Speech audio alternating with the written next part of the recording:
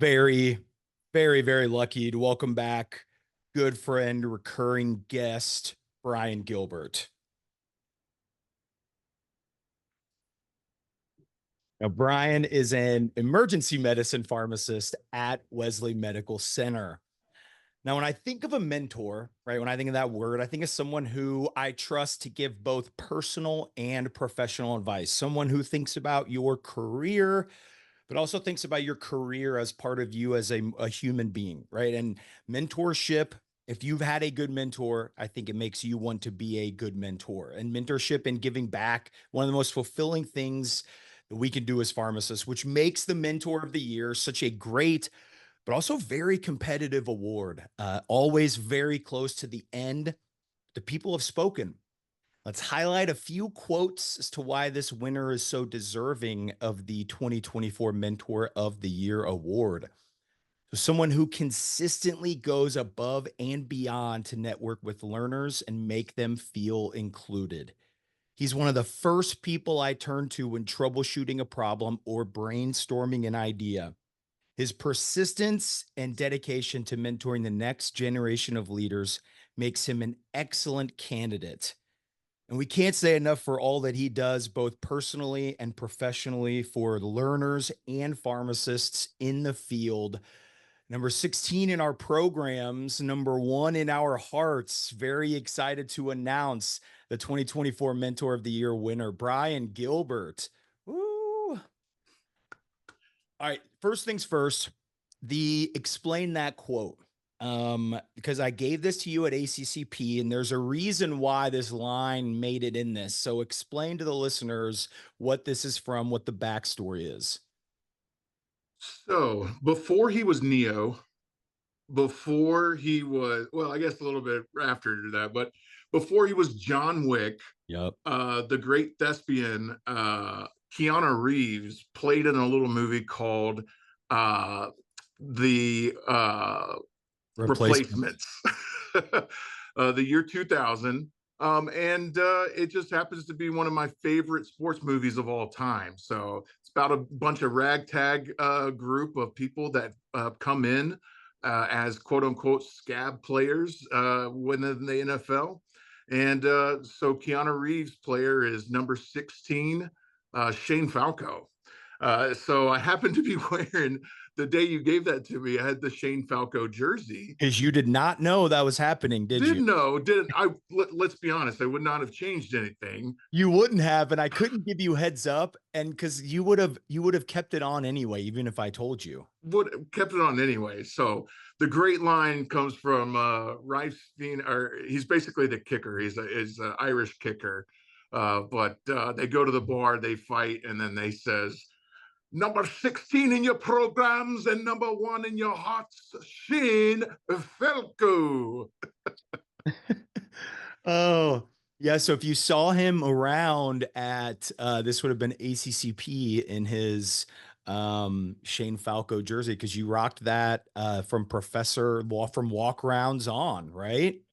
Yeah, it's all about the movement of making pharmacy casual. I mean, right now Yeah. I'm at work heading into shift and I'm wearing pajamas. And so it makes zero sense for me to wear a suit. Although, you're borderline. Look how fancy you look, man. I mean, This is that's my talk flashy. show host outfit. I'm hosting the award show. Gotta bust this out. I don't rock suits on a regular basis. I Nikki Crystal over here. um so uh first things first, the floor is yours for the acceptance speech for the listeners to hear.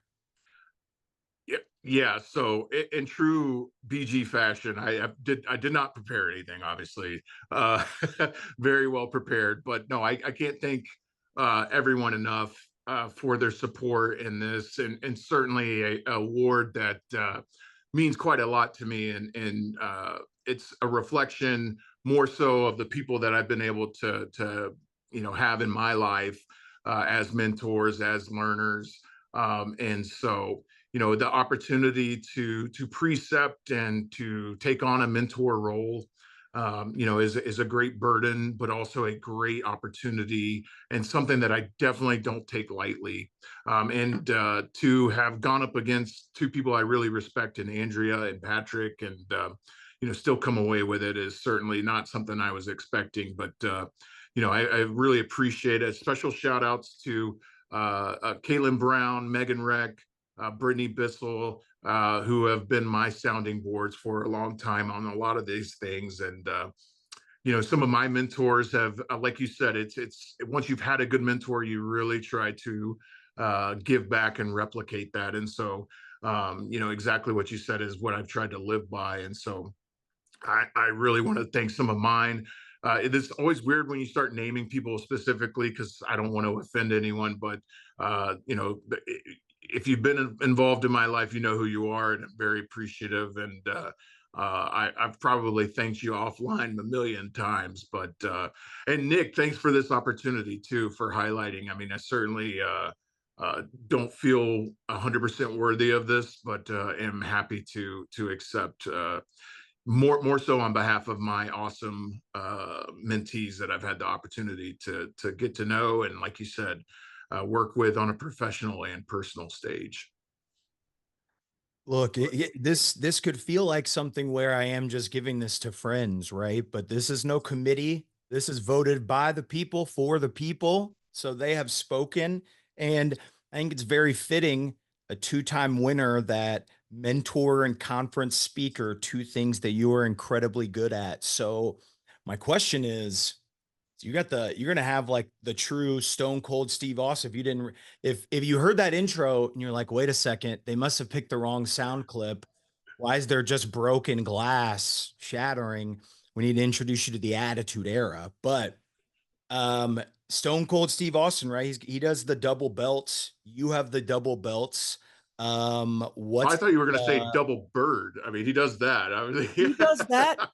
mean, You can do you. I'm not I going to do there's that. I'm not there's not no request. not very professional. But like, I was like, where's he going with this double? Okay. Oh, okay. So Okay. Yeah. where what ideas do you have of where you're gonna take picks?